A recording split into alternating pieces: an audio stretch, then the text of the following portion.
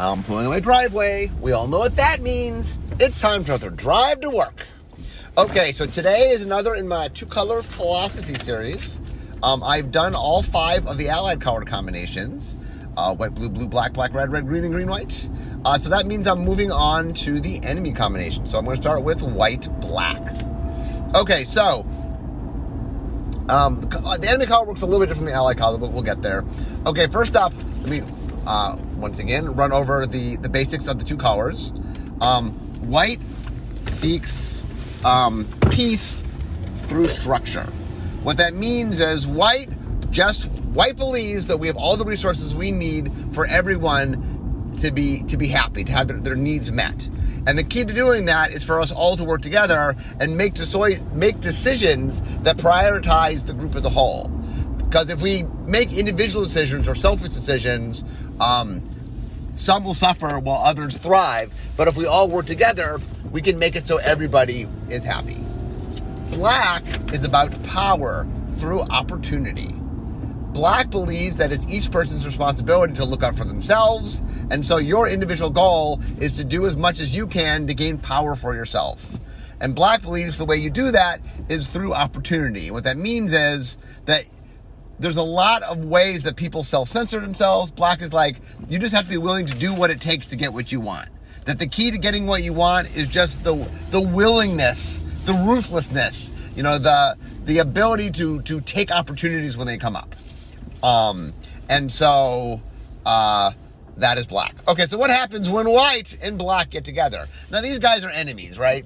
They the conflict of, so with enemies, I'm going to start with their conflict and then I'll do their ally, because their core identity is based on their conflict. With ally started reverse, but okay, so what is the core conflict of white versus black? Well, white is about the good of the group and black is about the good of the individual.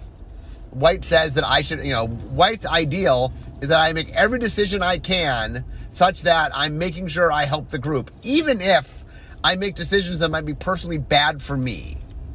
Black is the flip side. Black says you should make every decision that is the best decision for yourself, that each person should look out for themselves, that the role of an individual is to make sure that their needs are met first. Now, be aware, it is not that white is anti-individual.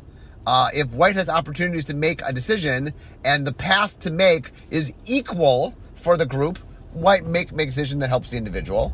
Black, likewise, if black's making a decision that's good for the individual in both cases, black might make a decision that's good for the group. It is not that white or black, it's not that white can't ever care about the individual or black can't ever care about the group. It's a matter of priority. White believes you're supposed to prioritize the group and make decisions that maximize the goodness of the group, how well the group is doing. Black is trying to make sure that you make decisions based on how good individually. And really, it just comes down to, from a philosophical standpoint, white is like, we are best if we work together, and black is like, we are best if everybody has an advocate, and that advocate is you, because you're the person that knows what you're thinking and knows how you're feeling and has your perspective. Like, black's whole point is there's nobody better to look out for you than you.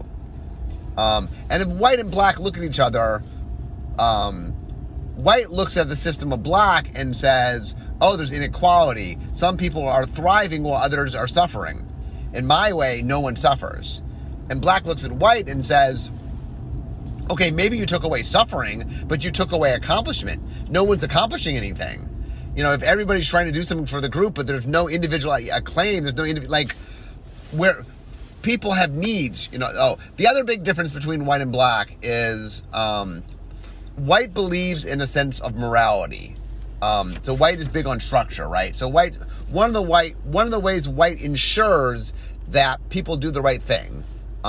White believes that people left to their own devices will make decisions that are either emotional, red, or selfish, black. It's two enemies. And so white says, I need to help people, because people, their base intentions will lead them astray. They'll follow their emotions or they'll follow their selfish impulses, and it won't help the group. So I'm going to use structure to create systems to help reinforce that. I will create the law, and the law will help reinforce against emotional decisions. It's like, maybe you want to hit somebody, but if you get arrested for hitting them, maybe you shouldn't hit them. And then white makes religion or morality to help against the selfishness. That the whole idea of morality is a sense of that there's a greater good that you need to appeal to, and that white peddles this idea. I mean, white is very big on morality and the idea of the reason I'm supposed to be good, the reason I'm supposed to help the group is it's the right thing to do. Now, on the flip side of that is black, who is amoral. Black believes morality is a creation of white, meaning it's not a thing that exists.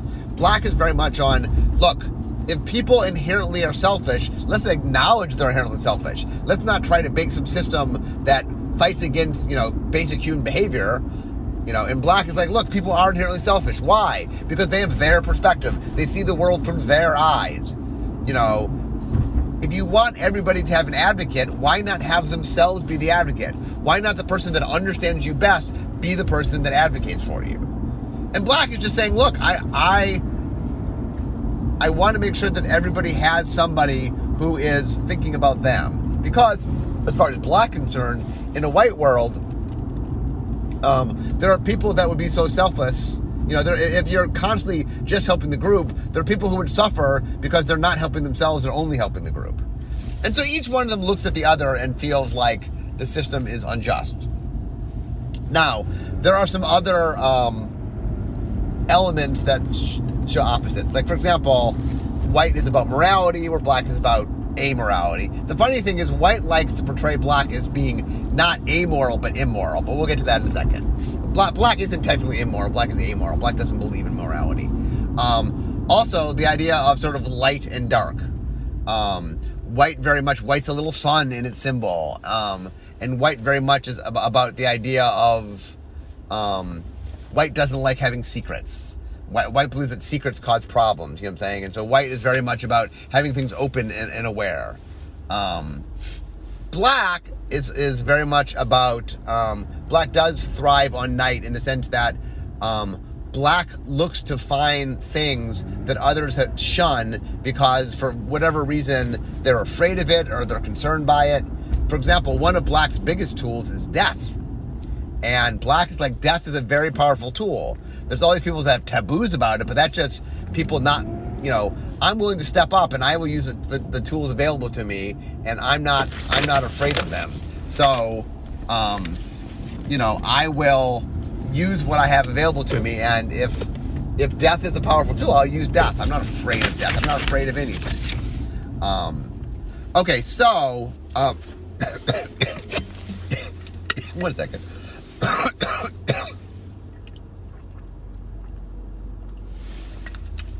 Okay.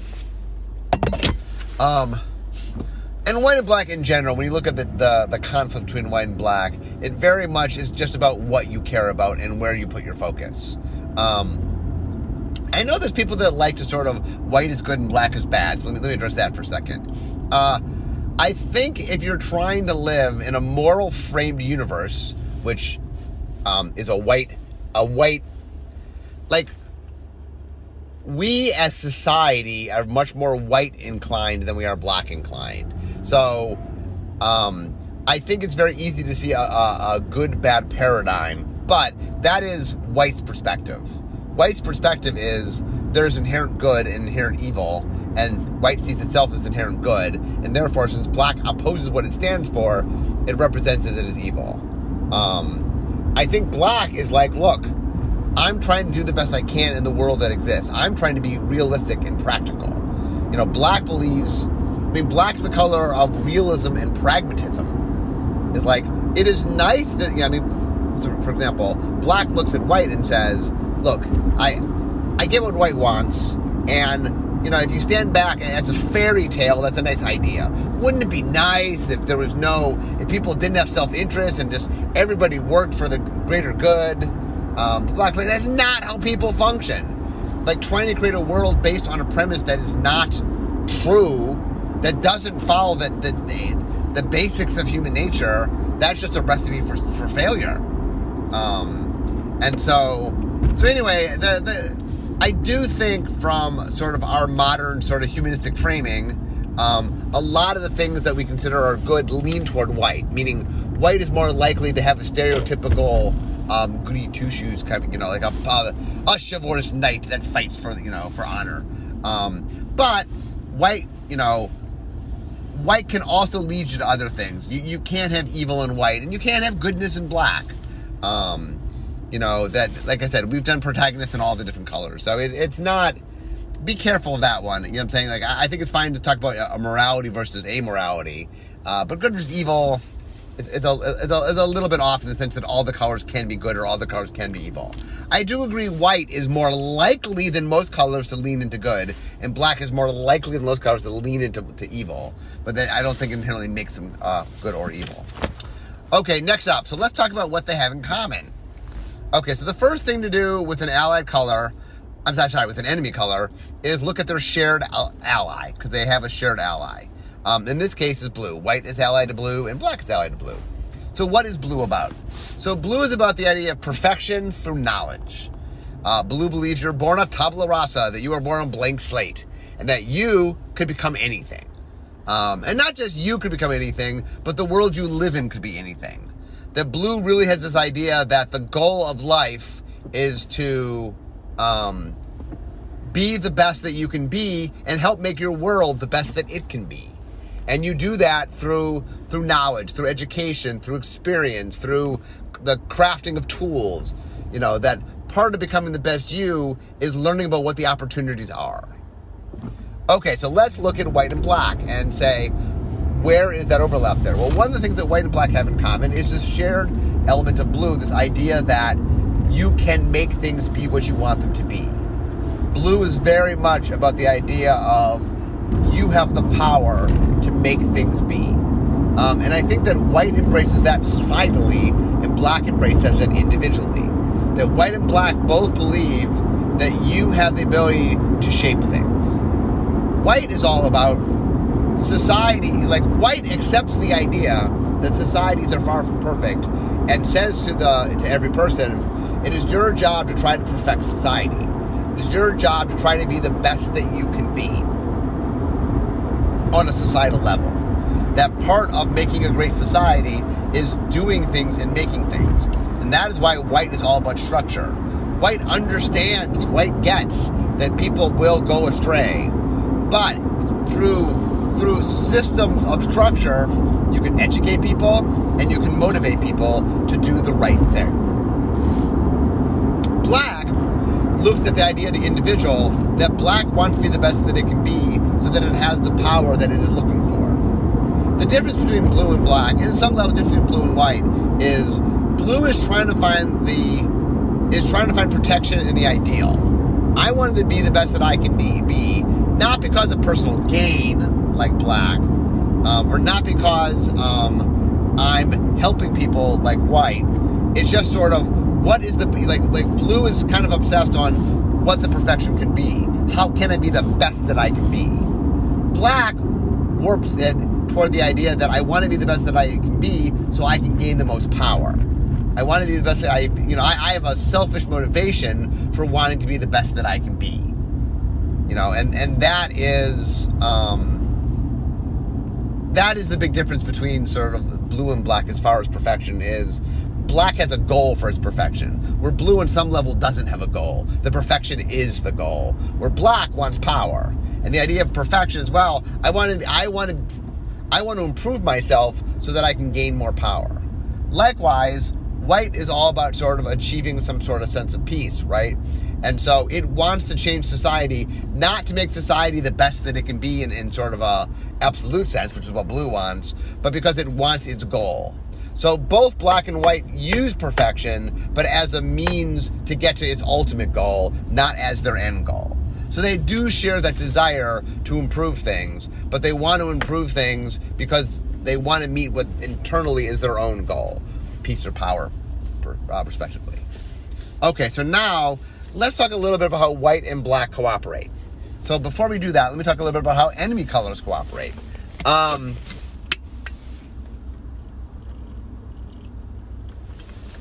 Usually, when enemies color get together, the most common way is you will have one color be the ends and one color be the means.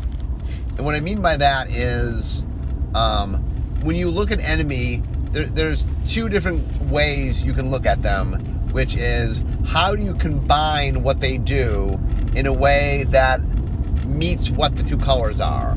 And one of the simplest ways to do that is I embrace the goals of one of the colors, but the means of another color. So let's look at both of those. Okay, so white means black ends. Black ends, white means. Okay, so white means black ends. I want peace, but I'm willing to do what I want. I'm willing to do whatever it takes. So in that version, the idea there is that I believe in a sense of morality. I believe in a sense of right and wrong, but I believe that it's okay. So one of the big things about black and white is there's a guy named Prince Machiavelli, who was an Italian prince, I think, and he wrote a book, and in it, the famous phrase from the book is, the ends justify the means. And what Machiavellian was saying, and there's a phrase, Machiavellian, means that if what you're doing, if the end result is important enough, whatever you need to do to meet those, even if the ways you do it themselves are not good, is justifiable from a moral sense. And so when you get white and black together with white, a white goal and black means, that's when you start getting to immorality. And the idea is black saying, hey, I have a moral justification that if I need to do immoral things as a means to reach a moral end state, that is acceptable. And so the idea there is that white has chosen something that it values, that it thinks is important, and then it's going to do whatever it needs to do to get there. And that whatever it needs to do can be out of black's playbook. Do I have to kill things? Do I have to blackmail? Like, what do I got to do? What do I got to do to get the good result that I'm wanting to? So that kind of white-black very much is about, I have a righteous cause, but man, I'm willing to do anything to get there.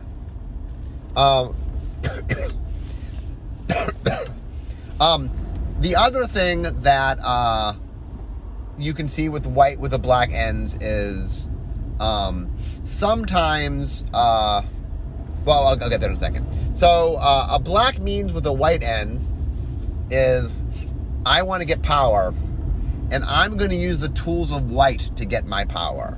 I'm going to use structure, I'm going to use law and religion, and I'm going to use whatever tool I've necessary, meaning I will train other people that they need to be selfless such that I can take advantage of that for more power for me. I can turn their selflessness as a tool for me for power. And in this one, you start to see a corruption of a lot of white sources. Corruption of religion, corruption of law. People who are, in storytelling, like the idea of the corrupt cop is a common trope that you might see, where the idea is I represent sort of a thing of good, but I'm doing evil with it. Okay, so you can see that the enemies can go either directions. Now, there also is a third one, which is more the compromise between the two. And in white-black, that compromise seems to be that I am giving preference to a group, a subset. So the idea is that subset is not all of humanity, but the subset is larger than me, the individual. So to me, a classic example of a white-black character that represents this idea is a character named Magneto. So for those who don't know, Magneto is from the comic books, from Marvel Comics. So there are characters named the X-Men. So the X-Men are mutants. So in the Marvel Universe, mutants are people that are just born with superpowers.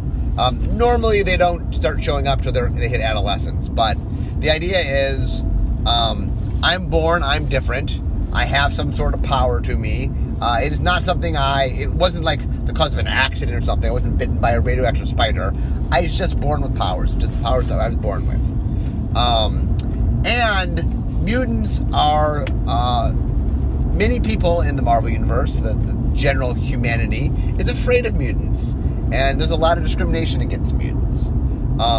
So in the Marvel Universe, there are two major figures that are sort of the leaders of the mutants. One is Professor X. And Professor X is like, mutants and humans need to get along.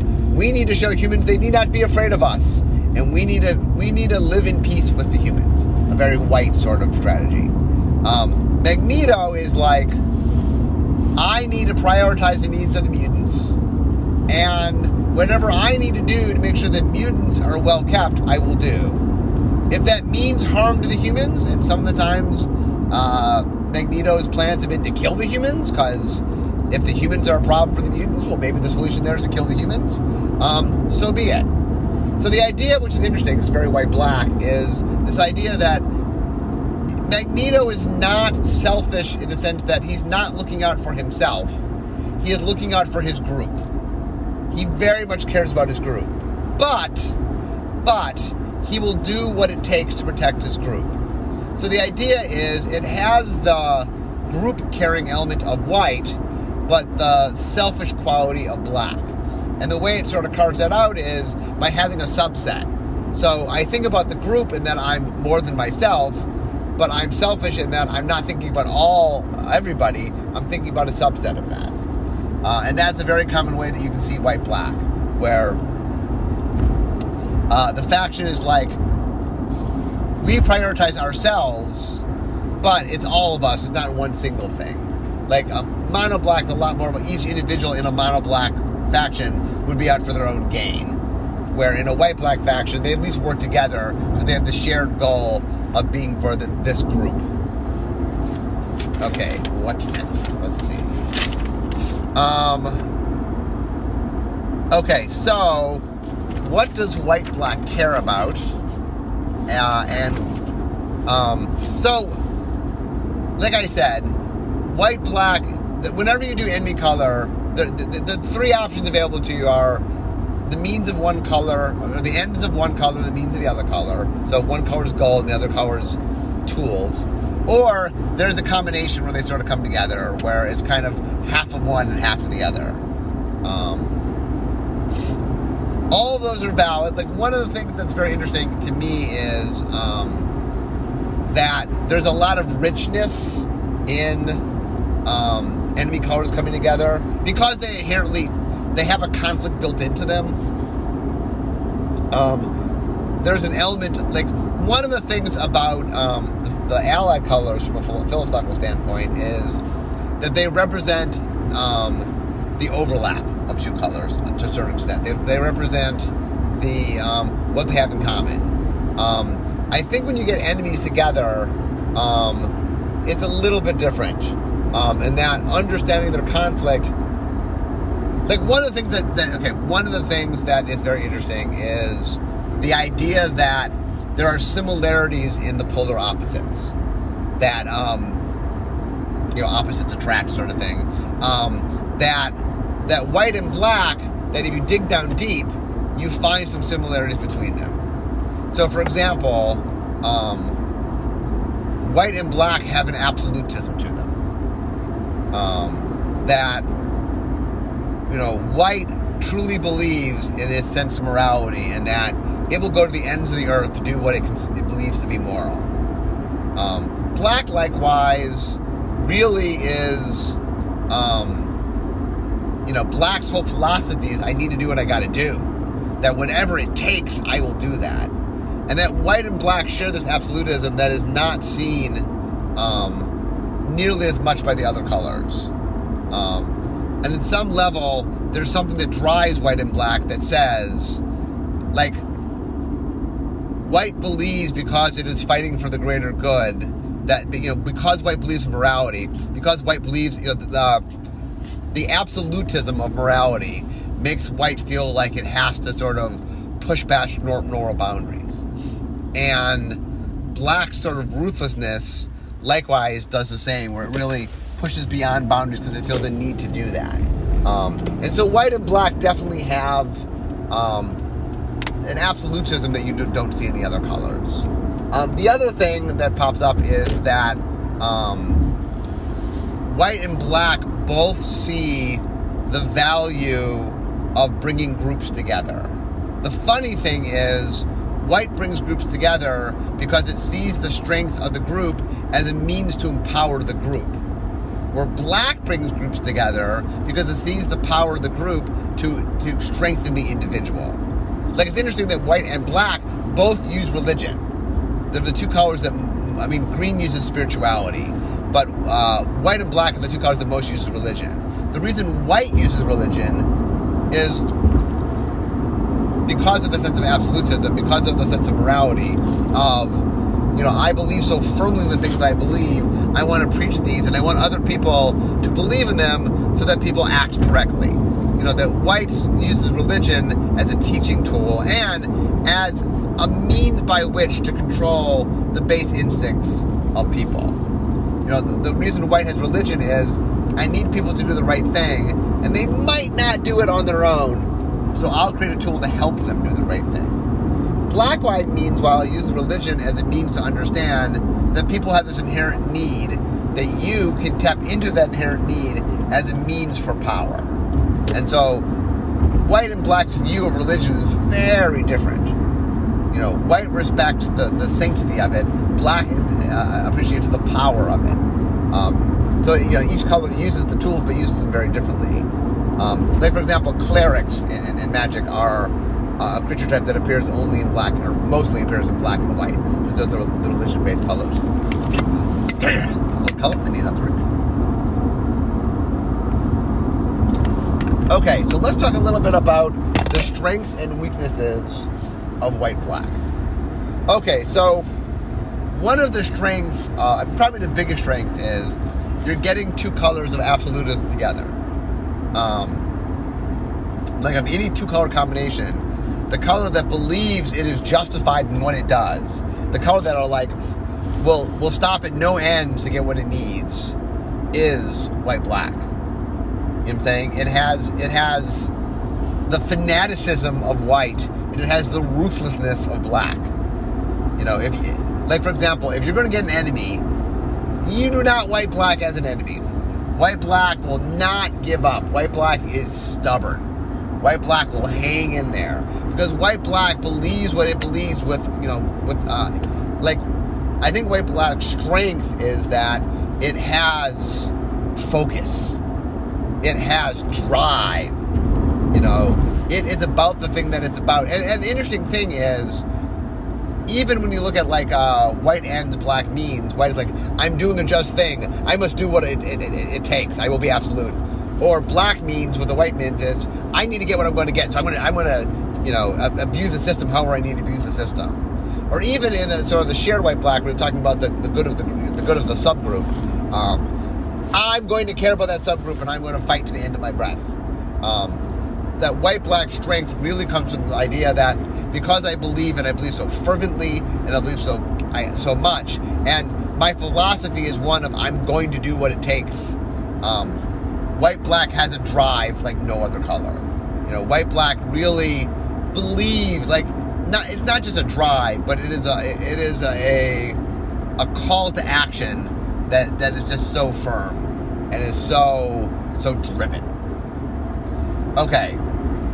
Now, for those that follow me all the time, I always say that your greatest weakness is your greatest strength pushed too far. So white has a belief and a drive and is willing to do what it takes to get the job done. Okay, well, let's push that to the extreme. Well, the problem is white-black lacks empathy. That white-black is so sure of its own way, is so sure of what it wants, that it can't see other people's perspectives. That one of the things, the downside of having this drive, this focus, this absolutism, is you are just not focused on anything but what you're focused on. It has a very important lack of focus.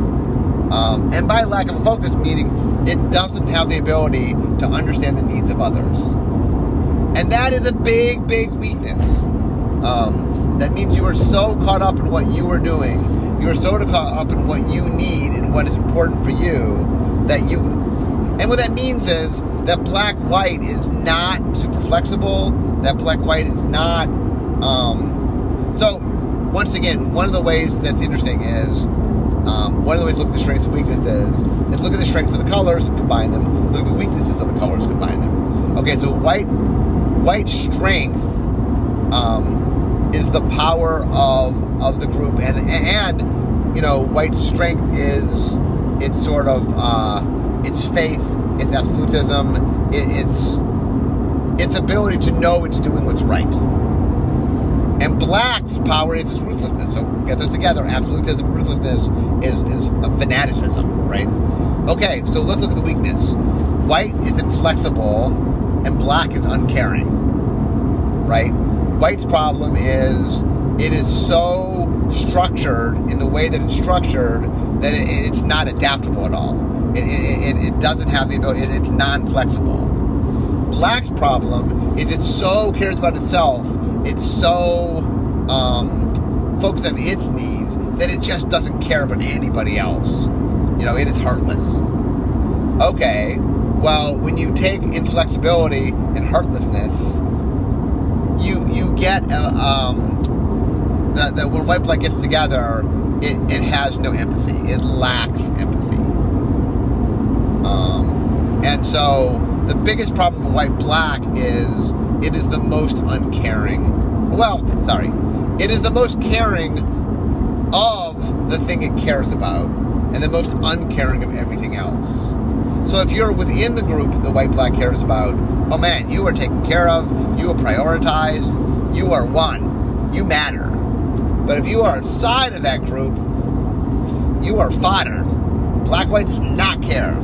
You are not worthy of importance, and you are dispendable for the needs of the group. And so that is the biggest weakness, I think, of white-black, is this complete lack of empathy, this complete lack of caring for others. So what else can I say? So what does the color combination like and dislike? I will say that white-black is very... It's funny. On some level, one of the things when you talk about enemy colors, it's very interesting looking at the shared ally. That you see a lot of the elements there. That one of the things that black-white very much does is it definitely it's sort of between them, definitely has a value share that cares about some of the stuff that blue values for a different reason than blue values them. But like black-white sees knowledge as a means to get what it wants, and it sees tools as a means to get what it wants. You know, like black-white is very driven in what it wants, but the one thing about black-white, because it has shared blue, is that it doesn't feel bounded by what is. It very much feels the ability that it can adapt and change. And so one of the good or bad things, I guess, about white-black is that it is constantly on the lookout to find better things to improve achieving what it wants. If it finds new tools, it'll exploit them. If it finds people, it'll exploit them. If it finds new techniques, it'll exploit them. White and black very much is about exploitation of whatever resources you have to get the thing that it wants.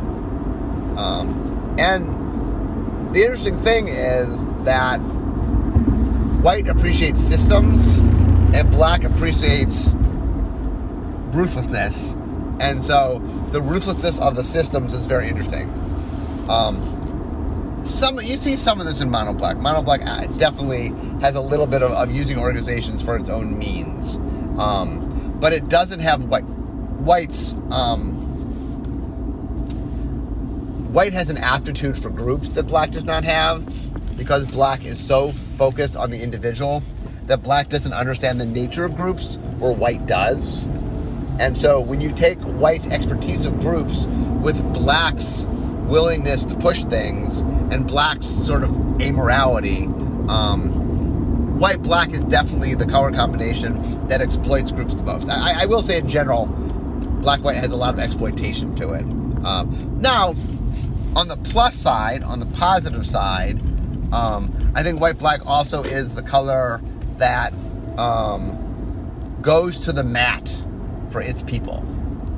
That there's no color combination that, like, if you want to be in a group and you want your group to look out for you, you want your group to care about you, white black is the group that says, I'm going to the mat for the group.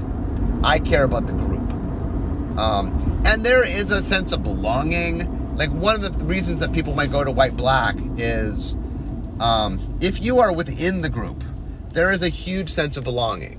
There's a very much, you are part of us. And in us versus them, there's a lot of, us always comes against them. Now, the funny thing is internal, within the structure of white black, there's hierarchy and stuff there. And it's quite possible, that white black very much uses the structure that white brings to the table, but the self-interest of black creates the hierarchy. So within a white black structure, everybody's not equal within a white black structure. There's hierarchy within a white black structure. And those higher in the structure take advantage of those lower in the structure. But they will prioritize the needs of the group above those outside the group. So, for example, if you belong in the group will you are above everything outside the group. Maybe within the group there's a hierarchy, but outside the group you're more valuable than that. And so there definitely is, white black has this feeling of when you belong to the group, you very much feel welcomed, you feel connected, and white black brings with it a sense of belonging. That's another big thing I think for white black. It's funny, white green also has a sense of belonging in the sense that you're part of a bigger picture. So like white green sense of belonging is the sense of community. You belong to something. Where white black sense of community is a sense of prioritization. My group prioritizes me and will act as such.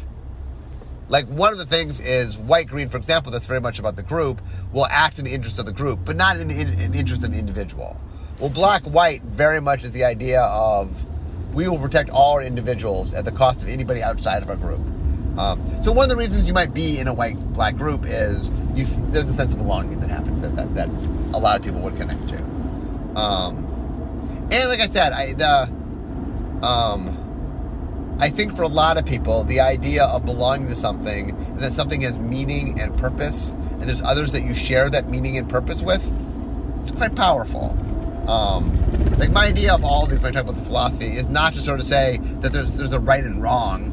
I think every group has its own means and the own things it cares about, and hey, there's something about white-black that for certain people might be great and really gives you a sense of, I want to have purpose in my life. And white-black gives purpose.